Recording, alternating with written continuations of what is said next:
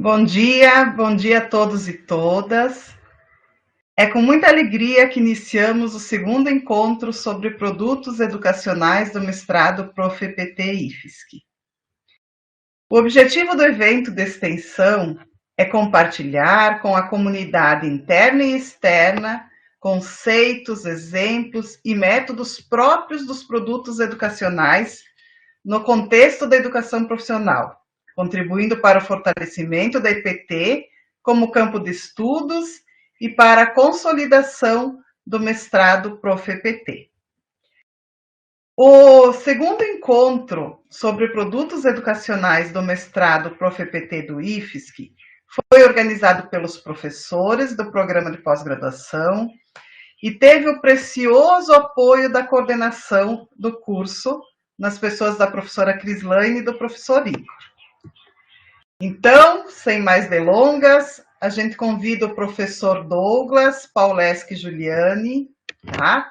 Professor Douglas é pós-doutor, doutor e mestre em Engenharia e Gestão do Conhecimento pela UFSC, Universidade Federal de Santa Catarina, e possui graduação em Ciência da Computação. Atuou por 8 anos como gestor da empresa Webpack, Assessoria e Desenvolvimento de Software. Foi também professor nas universidades ESAG, da UDESC e Estácio de Sá. Atualmente, o professor Douglas é professor efetivo do IFSC, Instituto Federal de Educação, Ciência e Tecnologia de Santa Catarina. É vinculado ao mestrado Prof. EPT, instituição associada à IFSC. No IFSC, o professor Douglas atuou, dentre outras frentes, durante 8 anos junto à Pró-Reitoria de Extensão e Relações Externas e como diretor-geral da Caminho Aberto, revista de extensão do IFSC.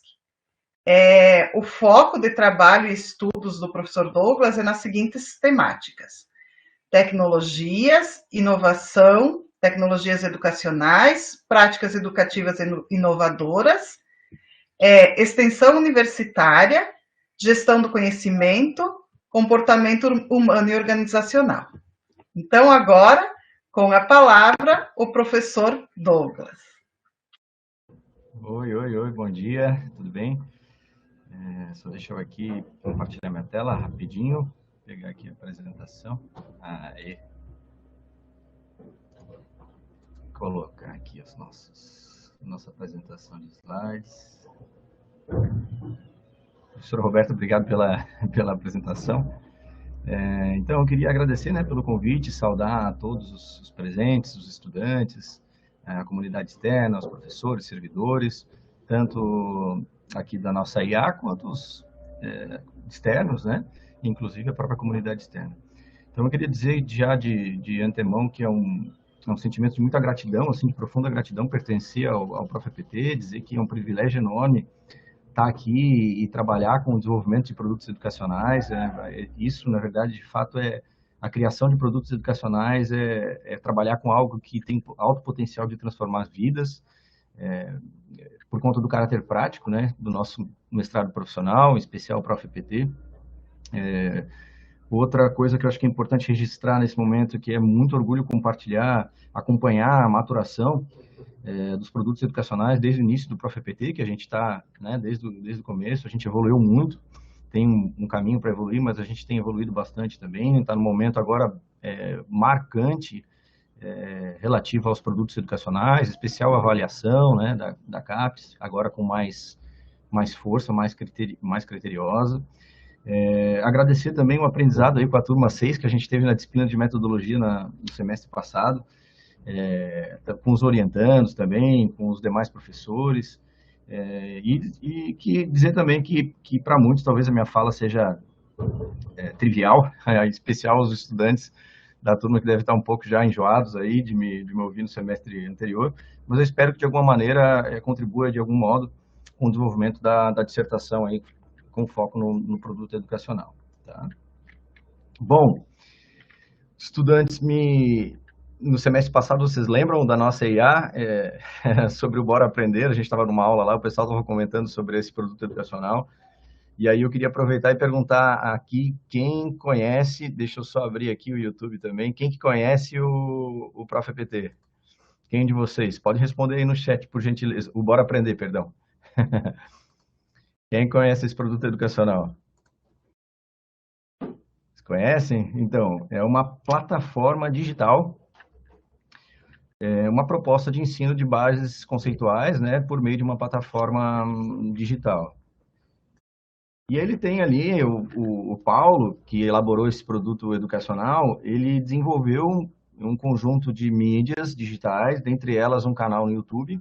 Inicialmente ele tinha um endereço, depois teve uma modificação, mas ele tem lá um canal no YouTube, começou com um site chamado educaçãoprofissional.org e depois virou Bora Aprender. E aí tem um canal lá, nesse canal ele tem diversos conteúdos, né? Vocês podem ver aí a professora Marise Ramos, alguns convidados, vários bases conceituais do Prof. EPT. Acredito que os nossos estudantes da turma 6 tenham estudado para a prova de ingresso também por meio desse canal, ou ter feito até eventualmente o curso. Lá o Frigoto, Gaudêncio Frigoto também, participando do canal, do Paulo. E depois, ao final, depois de algum tempo, ele tem esse canal aberto com esses vídeos, ele também fez várias lives, vídeos de curtos e algumas lives aí mais longas, e também desenvolveu depois uma plataforma, e que aí é uma plataforma fechada, agora mais recente, em que o estudante pode participar para estudar as bases conceituais para o nosso ENA, nosso Exame Nacional. Então é um produto educacional bem conhecido aí. Deixa eu ver se é o maior índice de aprovação do Prof. EPT, R. Dias colocou lá no chat. Ó, a Fernanda dizendo que fez o preparatório. A Fernanda, acho que quem mais ali? A Lisângela disse que conhece. O Renato Barreto, que interessante, meu produto vai ser sobre bases conceituais. Ó, legal, Renato. Então esse produto é um produto muito interessante que vale conhecer. Vou trazer agora alguns dados sobre ele. Olha só, gente. Olha, dá uma olhadinha aí na tela. Ele tem só o canal do YouTube, né? Agora eu não estou falando das outras mídias, nem do Instagram, nem da plataforma fechada. Ele tem 38 mil inscritos no canal do YouTube. Tem uma estimativa, isso aqui é um dado que eu tinha visto numa apresentação do Paulo algum tempo atrás, mas estimativa de mais de 3 milhões de views no canal do YouTube.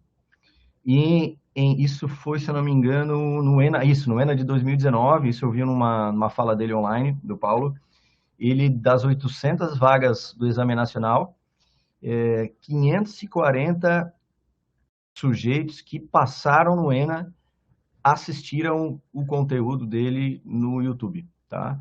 E esse foi um produto educacional desenvolvido pelo Paulo, né, ao longo do Prof. EPT, e no meio da dissertação dele, ele já tinha criado o canal e já estava aplicando o produto educacional, essas plataformas, né, e teve a oportunidade, inclusive, de fazer entrevistas.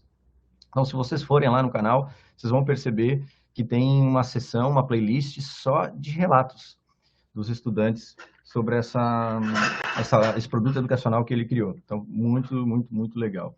Bom, e aí fica, né?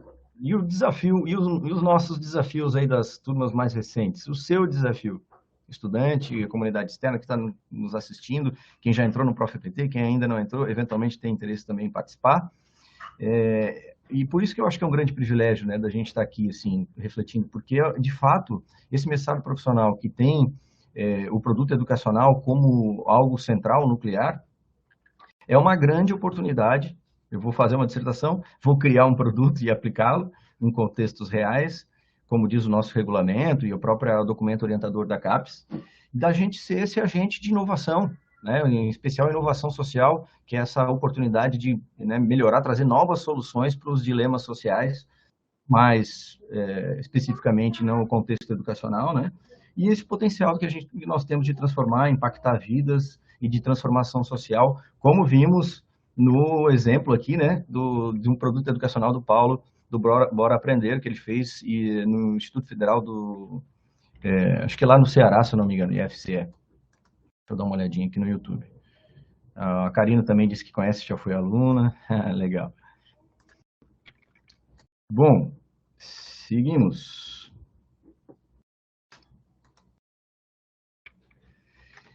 Quem que atesta, se a gente for refletir sobre o Bora Aprender, eu vou pegar aqui só o Bora Aprender como plano de fundo, a gente sabe que tem aí produtos educacionais maravilhosos, nós teremos apresentações de produtos educacionais na sequência, logo depois da minha fala. Orientei também, né, alguns produtos educacionais que foram bem interessantes, mas esse aqui do Paulo, só como pano de fundo, a gente foi intencional também pegar esse produto de fora da nossa IA. Quem diz que ele é... Quem que atesta a qualidade dele, que ele é bom ou é ruim, né? Então, só para relembrar que eu vou falar aqui muito dos critérios de avaliação, mas o foco é a solução, é a contribuição para a solução desses problemas reais num contexto da educação profissional, tá?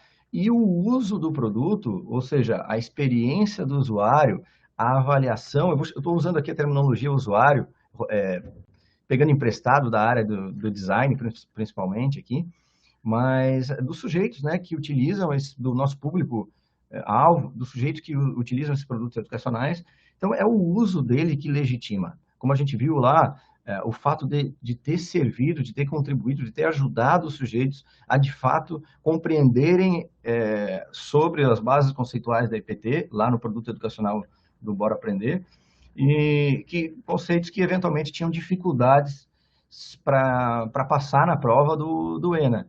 Então, o relato desses usuários, a facilidade, a didática, a parte visual, as estratégias pedagógicas que estavam embutidas nesse produto educacional. Então, é a experiência do usuário e o potencial, o impacto na solução, na contribuição para resolver os problemas dentro do ProfEPT, que de fato orientam os nossos produtos educacionais e a criação das nossas dissertações, né? Mas aí uma outra reflexão que eu queria colocar para vocês que estão aqui junto conosco agora nesse momento. Por que tanto impacto do PE, do Bora Aprender, desse produto educacional específico? Por que vocês acham? Podem contribuir aí, colocar aí no chat do YouTube. Por que bombou tanto esse produto educacional? Estou esperando a contribuição de vocês. Por que vocês acham?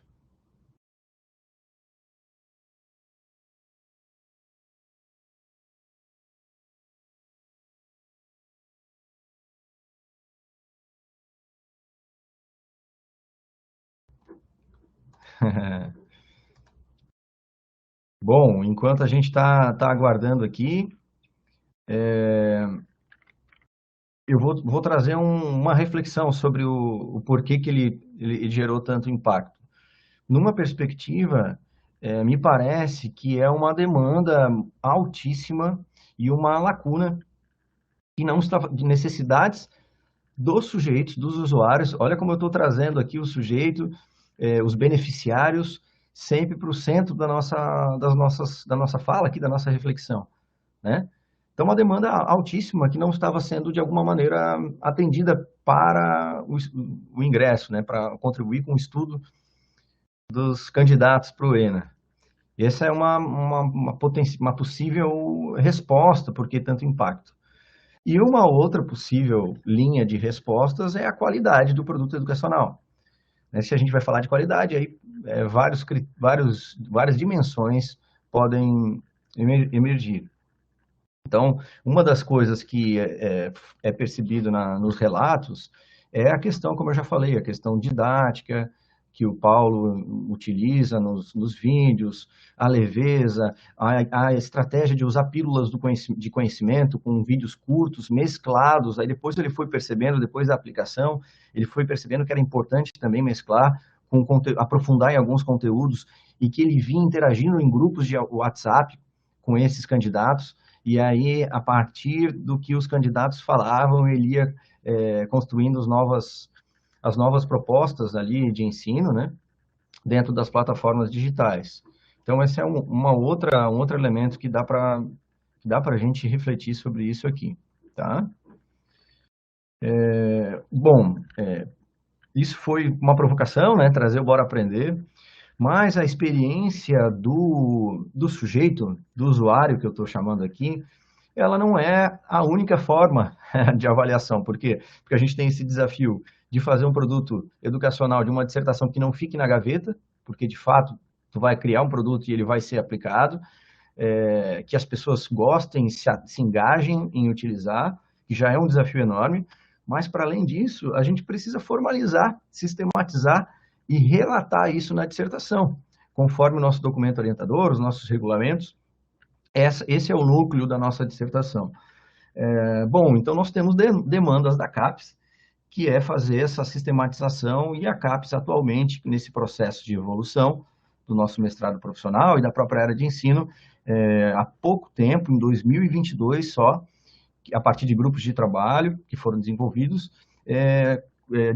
publicou, então, um anexo a uma ficha de avaliação com critérios de avaliação do produto educacional, e agora, para a nossa turma 6, vai ser, então, a primeira vez que nós vamos avaliar, por meio dessa ficha, o produto educacional.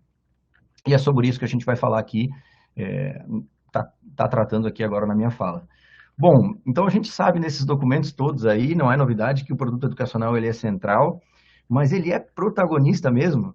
Então tem um trabalho, uma obra muito legal do professor Rony Freitas e seu orientando, o Renan Altoé, bem recente, de 2023, que eles fizeram um levantamento de diversos produtos educacionais e constataram, buscando evidências do protagonismo ou, né, de ser coadjuvante ou protagonista o produto educacional na dissertação, em como isso está formalizado. Não só essa frente, esse argumento, mas também a nossa própria experiência de atuação na disciplina de produção de recursos educacionais. Desde 2018, nós temos uma atividade lá que faz análise dos produtos educacionais, e temos percebido que essa atividade, a gente vê a variedade, né, pela própria natureza diversa que é o nosso programa em rede, mas há muitas formas de formalizar, de relatar isso no produto educacional. E então esse artigo do Rony e essa experiência que a gente tem tido eleva então a necessidade de tomar cuidado nessa sistematização do produto educacional, já que ele deve ser protagonista das nossas dissertações. Então, olha só, esse slide que faz meio que uma ideia de um raio-x do produto educacional nas dissertações, um modelo mais tradicional, mais clássico, que a gente percebe, só para ajudar a construir um pouco da fala que eu estou trazendo aqui. Bom, normalmente a gente tem lá um problema de pesquisa. Para a dissertação do Paulo, o problema de pesquisa dele, eu estou fazendo aqui de maneira bem informal, tá? Candidatos à UENA têm dificuldades em compreender os conceitos da EPT, certo? Esse é o problema de pesquisa dele. Elaborado por mim, né? Uma análise minha. Bom, na fundamentação teórica, ele trabalhou lá, ele pesquisou, ele estudou, ele escreveu sobre as bases conceituais da EPT, na fundamentação teórica. Depois ele fez uma coleta de dados inicial e convidou candidatos para entender quais as dificuldades desses candidatos.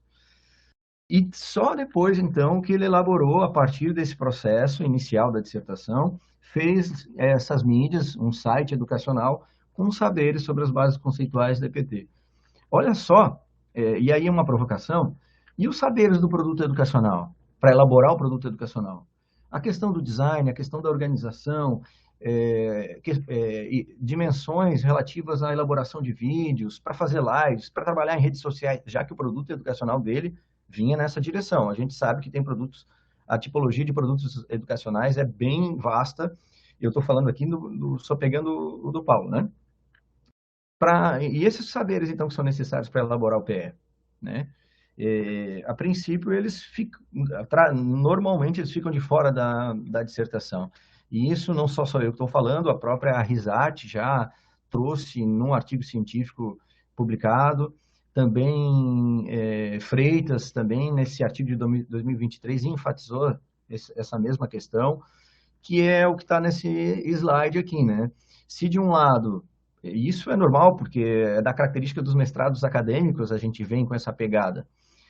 Então, de um lado, a gente tem os saberes sobre o problema, e sobre o problema a gente vai lá nas bases conceituais da EPT, nas bases conceituais de matemática específica, por exemplo, se eu fosse estudar evasão na EPT, né? Então eu estudaria as bases conceituais da EPT e também pesquisaria, estudaria sobre evasão, alguns pensadores, autores mais fortes especificamente dessa área, nesse exemplo aqui da evasão. E, por outro lado, e os saberes do produto educacional, não importa qual produto, por exemplo, até a parte de criação, de desenho do produto educacional, como que eu posso, de repente, trabalhar com a inovação aberta, coletar mais a opinião dos sujeitos que vão usar o produto educacional. Então, existem metodologias da área, de outras áreas, da própria área da inovação, como, por exemplo, o design thinking, que pode contribuir para esse processo de análise e desenho do produto educacional. A questão da área do design educacional, nós temos, por exemplo, metodologias para a criação de materiais didáticos. Tem um tipo de produto educacional que é as propostas de ensino e materiais didáticos, que ali, por exemplo, essa metodologia para a criação de materiais didáticos, que é a ADIE, pode ser utilizada, né? Usar a linguagem dialógica, a comunicação, explorar as áreas da comunicação, storytelling, e aí os vídeos, os outros produtos educacionais, como, por exemplo, explorar ferramentas de autoria. Então, isso normalmente não fica, esses conhecimentos, esses saberes não ficam dispostos na dissertação. Então, a gente tem mais esse desafio para qualificar o nosso trabalho.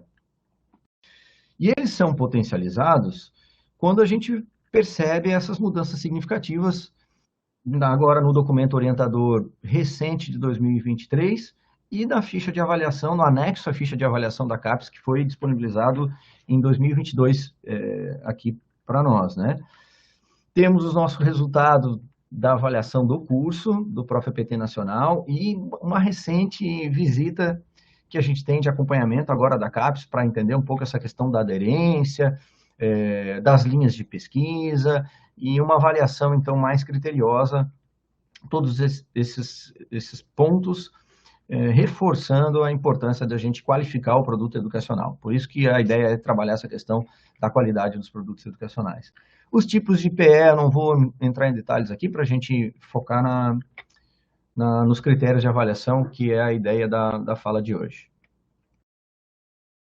Deixa eu ver como é que está o chat ali. Ah, lá teve um comentário lá que eu acho que ele estudou muito para a elaboração do PE. Legal, R. Dias. Com certeza. A gente estava falando aqui. Bom, olha lá, dá uma olhada nesses critérios da ficha de avaliação da CAPES. E essa ficha que eu estou mostrando para vocês aqui é uma ficha que a turma 6, a nossa turma mais atual, será avaliada, tá? Por meio dela. Na banca de avaliação, essa ficha deve ser preenchida, tá? Então, tem um item lá sobre aderência, o projeto de pesquisa, a linha de pesquisa, a área de concentração do programa, a questão da replicabilidade, se o PE pode ser repetido mesmo com adaptações, se foi solicitado o registro do ISBN, se ele está cadastrado na EduCaPES, se o impacto é alto, foi gerado no programa, aplicado e transferido para um sistema, se os resultados e as consequências são percebidos pela sociedade ou não, se foi uma demanda espontânea contratada ou por concorrência, por edital, se teve, por exemplo, se é uma solução de um problema previamente identificado ou não tem um foco de aplicação, então isso a gente normalmente coloca lá na introdução do trabalho, né? A abrangência, se é local, regional, nacional, internacional, aspectos relativos à inovação, se tem alto teor inovativo, se tem médio, se é algo muito totalmente inédito, se é uma modificação de parte de algo que já existia. A questão da complexidade aqui pode marcar mais de uma opção, né? Se foi concebido a partir da observação da prática profissional, está atrelado à questão de pesquisa, olha aqui já esse link, essa ligação com a questão de pesquisa. Se apresenta uma metodologia clara e a forma de aplicação e análise do PE, olha aqui a importância, então, da gente deixar bem explícito lá na dissertação esse processo da metodologia do PE, como que ele foi criado, desenvolvido, elaborado e aplicado. Se tem uma reflexão sobre o PE com base nos referenciais teóricos, se tem apontamentos sobre os limites de utilização do PE, e aí uma outra dimensão da aplicabilidade. Se ele tem características a partir de protótipo piloto, mas ele não foi aplicado na pesquisa, Nesse caso aqui não é possível, né? A gente sabe que tem que aplicar, então aqui teria um problema, né?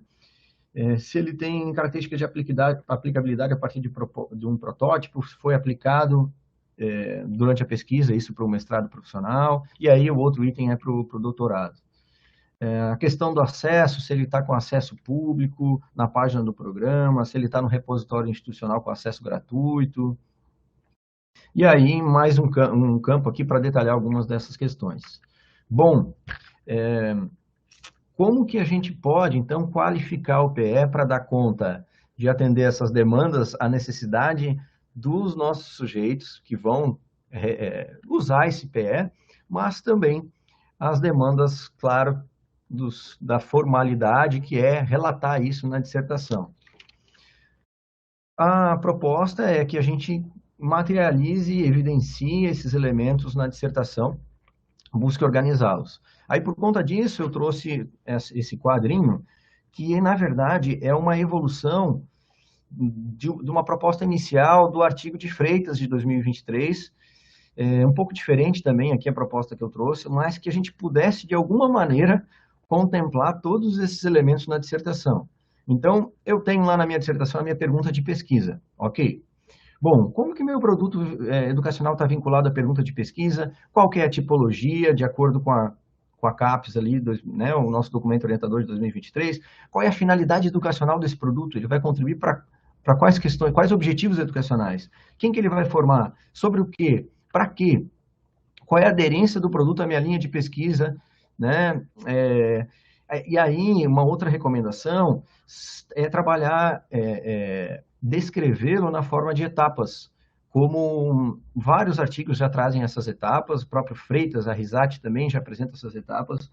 A nomenclatura que eu usei não é exatamente igual ao artigo do Rony Freitas, de 2021, que ele também mostra, mas basicamente seria muito parecido. Então, uma primeira etapa para sistematizar isso na dissertação de análise e desenho. Nessa etapa a ideia é explicitar o perfil dos usuários, especificar o contexto no qual ele está sendo aplicado, quais dados foram coletados para construir o produto. Então, eu fiz uma coleta anterior desses dados, e aí eu pude conhecer melhor os sujeitos da minha pesquisa. Então, deixar isso escrito ali nessa parte de análise e desenho do produto educacional. Eu usei metodologias como o próprio Design Thinking para fazer, colocando o sujeito no centro mesmo do produto educacional. Então, poderia ter alguns conhecimentos sobre o próprio Design Thinking ali, só, né, uma suposição. Bom, na etapa de elaboração, explorar aqui uma sugestão que Gabriel Kaplum, que ele apresenta 3 eixos, né? Como que o produto foi criado e produzido. E a partir dos eixos, do eixo conceitual, então quais os assuntos, quais conceitos que envolvem o meu produto educacional, do eixo pedagógico, quais métodos de ensino, ferramentas e estratégias de ensino são utilizadas como base para criar o meu produto educacional, e um eixo comunicacional, que tem mais a ver com a forma, né? A questão do design, das mídias, da estética, quais esses elementos que compõem também o meu produto educacional. Bom, uma outra etapa, na aplicação, como que aplicou? Como que foi a participação dos sujeitos, dos usuários? Quais meios que foram utilizados? Depois, uma outra etapa de avaliação, como que avaliou, quais os instrumentos que foram utilizados, quais os resultados que foram atingidos com a avaliação, quais os ajustes que foram feitos a partir, às vezes, até mais de uma rodada de avaliação. E aí a recomendação é que seja utilizado aqui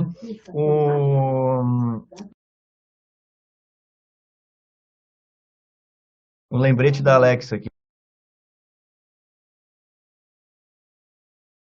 Uma outra dica que normalmente eu faço isso nos processos de orientação, é a Patrícia Cristé, de 2019, ela apresenta no artigo que está aqui nas referências, eu compartilho com vocês depois, alguns itens, algumas dimensões que podem ser utilizadas para trabalhar a avaliação de produto educacional. Então, bem legal também.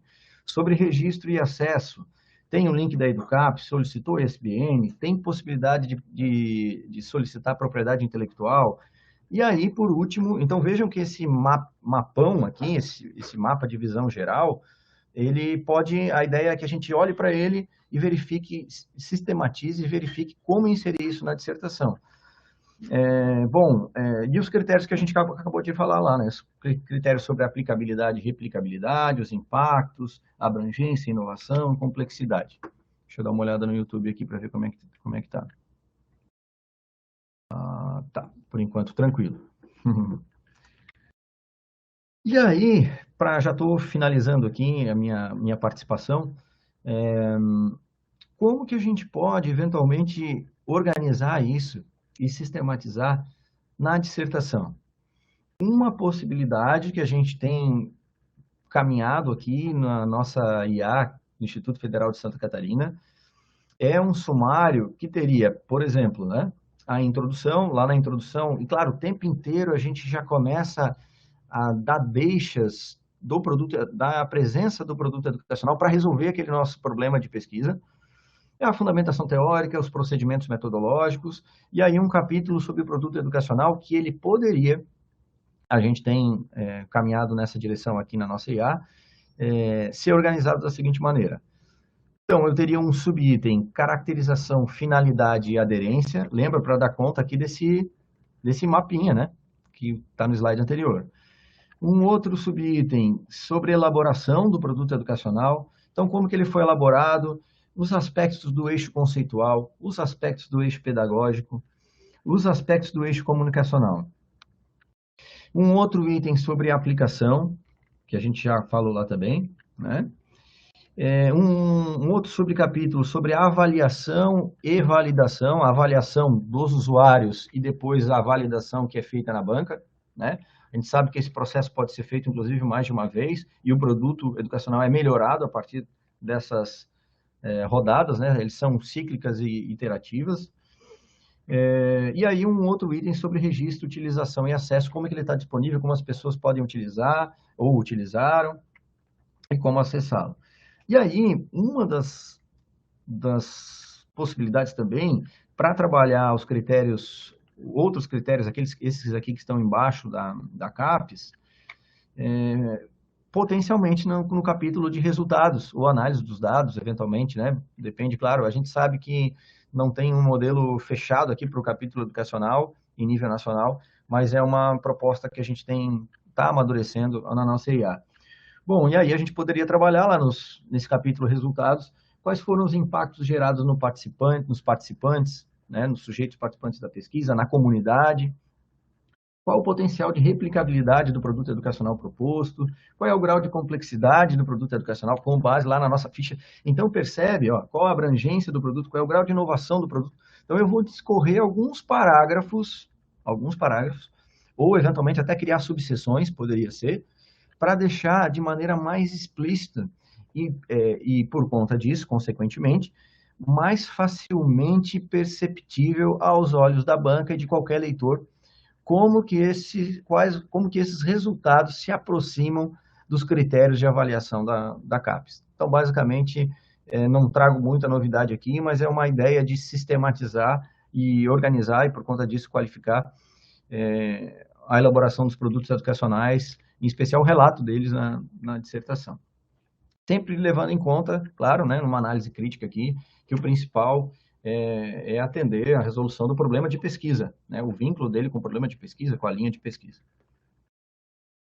Bom, gente, eu acho que a ideia central é essa. Eu tenho percebido aqui, né, diversos produtos educacionais da disciplina de metodologia. A gente leu todos os trabalhos e lá já tem uma seção com ideias do produto educacional. A gente teve uma aula sobre produtos educacionais também na nossa IA e fiquei muito feliz de ver as ideias, né? Nossos estudantes aí estão de parabéns e a milhão nesse sentido. Agora ainda tem toda uma etapa de redação de projetos da pesquisa na turma 6, né? Falando aqui. Mas ainda para qualificação tem um tempo bom aí para a gente pensar em organizar e sistematizar isso. Então, uma reflexão que eu queria trazer aqui, isso mexe com a gente, né, é olhar para o produto, retomar o que tinha iniciado na fala, que é o Bora Aprender, e que ele está até hoje aí, a defesa foi, se não me engano, 2020, e está até hoje no ar, virou um outro produto, né, um produto que tem lá um curso, do Paulo, que tem custo, né, nesse caso agora, mas ele além de ter saído da gaveta, além de ter aplicado no mestrado e ter transformado, impactado as organizações, as pessoas, os espaços formais, não formais e informais, que ele dure, né, anos além do mestrado, que ele continue, que ele se transforme, seja aplicado, replicado, como tem os nossos critérios de avaliação, e a gente sabe que isso de fato, é algo muito, não é comum de acontecer, e por isso, esse é o nosso desejo, tá? Agradeço o tempo de vocês e fico à disposição aí para quem tiver alguma eventual dúvida, pergunta, pode me procurar também, ou agora ou depois, tá bom? Obrigado, gente, tudo de bom aí na pesquisa de vocês, e um abraço.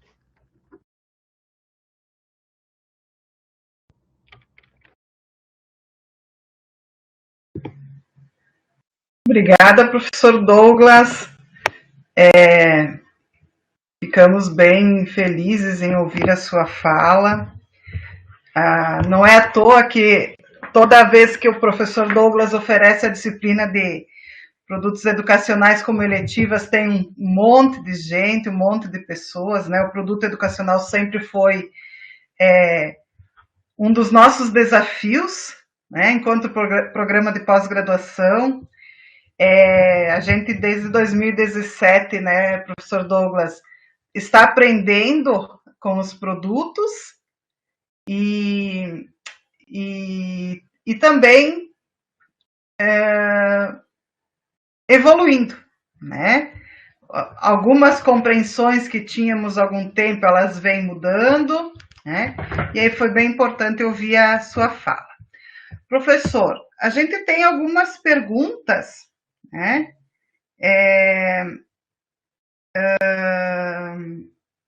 Algumas perguntas que foram feitas no chat, que eu vou passando para ti, né?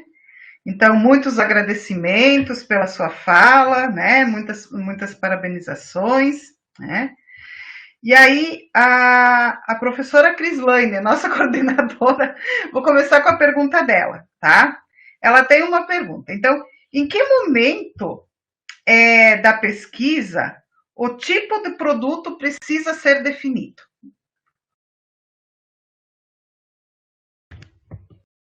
Olha, o ideal é que isso seja apresentado na qualificação, uma recomendação que essa tipologia já seja definida para a qualificação. Mas isso não está em nenhum regulamento, né? É um entendimento que a gente tem construído, mas a gente sabe que isso pode mudar, porque o tipo de produto educacional, ele vai também mudando à medida que tu vai conhecendo o perfil, coletando dados, vai conhecendo o perfil dos sujeitos que tu vais aplicar a tua pesquisa, e também à medida que tu vai evoluindo na construção de um produto educacional. Porque tem muitos produtos educacionais que viram vários, que são aglutinados de produtos educacionais. Então, assim, o ideal é que para a qualificação a gente tenha uma indicação, mas a formalização é feita na banca, né, dessa tipologia, tá? Na banca final, ok? Então, para a banca, aí sim, é fundamental que tenha lá um item, eu recomendaria, né, uma seção tipologia do produto educacional ou caracterização do produto educacional, e lá tu caracterizes tal qual está na CAPES 2023 hoje, no nosso documento orientador. Não sei se fui claro, mas enfim. Certo, professor. Outra pergunta que foi feita lá no início da sua apresentação foi se o professor sabe qual é a linha de pesquisa do Bora Aprender. Se eu não me engano, é práticas, mas não tenho certeza, tá? Eu fui dar uma olhadinha também, porque a gente sempre usa o Bora Aprender também como exemplo, e de fato é práticas, né? Vamos ver aqui outra pergunta. Pergunta do professor Igor. Quais as maiores dificuldades que você observa por parte dos estudantes ao definir os produtos educacionais? Sabe para quem que eu vou passar essa pergunta? Para Fernanda. Tu está assistindo aí, Fernanda? A Fernanda está fazendo a dissertação dela o produto educacional dela vai ser justamente os principais desafios sobre a elaboração de produtos educacionais. Mas é uma pergunta muito complexa, né? O que a gente vê é o que, talvez um pouco do enredo da narrativa que eu trouxe hoje, que essa é um universo de produtos educacionais. Eu gostei muito, não sei se vocês lembram, os estudantes da nossa IA devem lembrar da fala do professor Leandro, né? Isso, do semestre passado. Lembra que ele apresentou uma caneta Bic e trouxe, ele falou não sei se vocês lembram, ele falou da caneta Bic, que era um produto, usou essa terminologia de produto. Eu acho que um dos grandes desafios é justamente compreender que o desenvolvimento de produtos educacionais, levando para a linha aqui educacional, envolve saberes de outras áreas.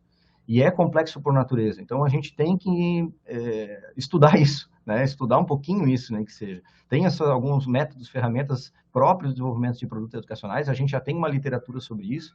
Então, acho que o maior desafio é lembrar que nós precisamos, sim, pesquisar e estudar sobre isso para poder incorporar esses saberes na dissertação. Por aí. Certo, professor. Tem mais uma pergunta aqui, e essa pergunta alguém também é muito semelhante, alguém me mandou pelo WhatsApp, que é alguém que me conhece, que tem um WhatsApp, que tem meu WhatsApp. A pergunta é: como é que você percebe a relação entre a fundamentação teórica da pesquisa e o produto educacional?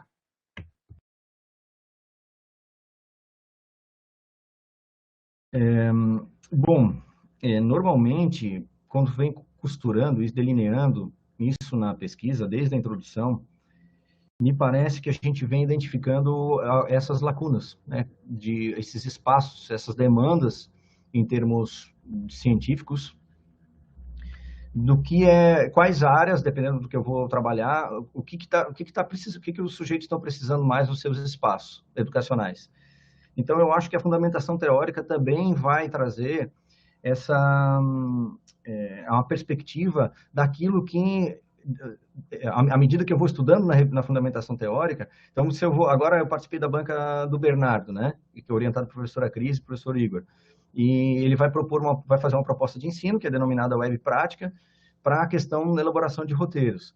Então, ele foi costurando lá na fundamentação teórica esses aspectos da mediação e foi ficando, desde a introdução, mas na fundamentação teórica, trazendo robustez para isso, e foi ficando cada vez mais evidente que precisava de alguma coisa naquela direção. Então, a fundamentação teórica, ela ele vai deixando a bola quicando, digamos assim, para que tu possa trazer o produto educacional como uma possível instrumento, artefato, para ajudar a resolver aquela questão em que a fundamentação teórica vai apresentando ali para ti. Então, eu acho que essas deixas que eu estou trazendo, esses ganchos que eu estou trazendo aqui, são algumas formas de encadear a fundamentação teórica com o produto educacional. Tem uma coisa que eu não falei aqui, mas o artigo do Rony Freitas, de 2023, do AutoE, ele trouxe uma proposta um pouco diferente da minha. Ele, inclusive, recomenda fazer uma sessão sobre aspectos conceituais para a elaboração do produto educacional, como se fosse a fundamentação teórica, tá? Eu sugeri fazer isso lá no produto educacional, no capítulo produto educacional. Já esse artigo, aqui na minha apresentação, já esse artigo recomendou fazer isso numa espécie de fundamentação teórica. Então, eu teria uma fundamentação teórica sobre as bases conceituais do EPT e também teria uma fundamentação teórica sobre as bases conceituais sobre produtos educacionais, tá? Então, seria uma outra forma de fazer essa aproximação do produto educacional com a fundamentação teórica.